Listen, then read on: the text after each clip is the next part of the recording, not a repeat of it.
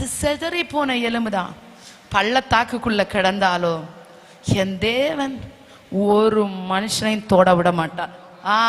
உலர்ந்து போய் இருந்து நீ விட்டுட்டு போனாலும், மறந்தாலும், மறுதளிச்சாலும், தனியா நின்றாலும் என் தேவன் தொடவே விட மாட்டார். ஏன்னா அவர் சர்வ வல்லமை உள்ள தேவன். அவர் என்ன குறிச்சு, உங்களை குறிச்சு ஒரு திட்டத்தை வைத்திருந்தால், ஒருவேளை வளர்ந்து போய் செதறி போய் பள்ளத்தாக்குக்குள்ள கடக்கலாம். ஆனாலும் ஒரு மனுஷன் கூட மண்ணு மேல கூட தட்டி போட முடியாது. எத்தனை பேர் சொல்றீங்க? ஆமா, உண்மைதானே? மனுஷன் நினைச்சா என்னைக்கும் மண்ணுக்குள்ள போட்டிருக்கலாம். நான் லிங்க்டின்ல நிறைய ஜாபுக்கு அப்ளை பண்ணியிருக்கேன், பட் எனக்கு ஒரு இன்டர்வியூ கால் கூட வரவே இல்லை அப்படின்னு சொல்லிட்டு யோசிங்க அப்படின்னா, the number one mistake you are making is நீங்க லிங்க்டின்ல ஈஸி அப்ளை.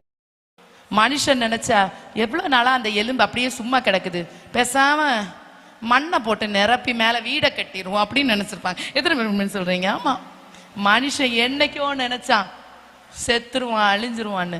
ஆனா ஏன் கர்த்தர், உன் நினைவுகள் என் நினைவுகள் அல்ல, உன்னுடைய வழிகளும். நீ நினைக்கிற நீ நான் எலும்பு கூடானதும் இதோட முடிஞ்சிட்டேன்னு நீ நினைச்சாலோ, முடிஞ்சிச்சுன்னு நீ நினைச்சு இதுக்கு முடிஞ்சிச்சுன்னு புல் ஸ்டாப் வச்சாலோ, என்னுடைய தேவன் ஒரு வழியை எனக்கு வச்சிருக்கிறார். எப்படி என்ன அசைவுண்டு பண்ணி என்னை எப்படி ஃபார்ம் பண்ணணும்னு ஏன் கர்த்தர் ஒரு வழியை வைத்திருக்கிறார்.